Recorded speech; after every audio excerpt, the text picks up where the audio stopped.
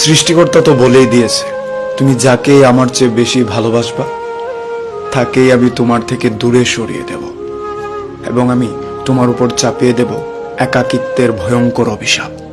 কখনো এই কথাটা বলবা না যে আমি তাকে ছাড়া বাঁচব না। তাহলে আমি তাকে ছাড়াই তোমাকে পৃথিবীতে বাঁচিয়ে রাখব, এবং তোমার সব আবেগ আমি কেড়ে নেব, এবং সামনের দিকে আমি তোমাকে এগিয়ে নেব। তুমি দেখো না, ঋতু ক্রম দ্বারাই কি সুন্দর করে বদলে যায়। ছায়া দেওয়া গাছটাও একদিন শুকিয়ে যায়, ধৈর্যও একদিন হারিয়ে যায়। কিন্তু তোমার সৃষ্টিকর্তা প্রচন্ড ধৈর্যশীল। তিনি ঝরে যাওয়া গাছের ঢাল থেকেই আবার সবুজ পাতা জন্মায়।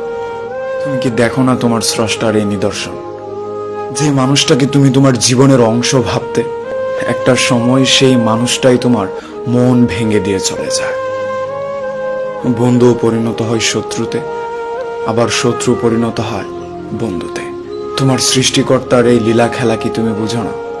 তাই কখনো এইটা বলো না যে আমি তাকে ছাড়া বাঁচব না, তাহলে আমি তাকে ছাড়াই তোমাকে পৃথিবীতে বাঁচিয়ে রাখবো।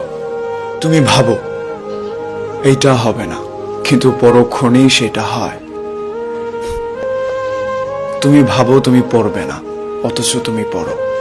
তুমি ভাবো তুমি বিস্মিত হবা না, কিন্তু আচমকাতেই তুমি বিস্মিত হয়ে যাও রোজ।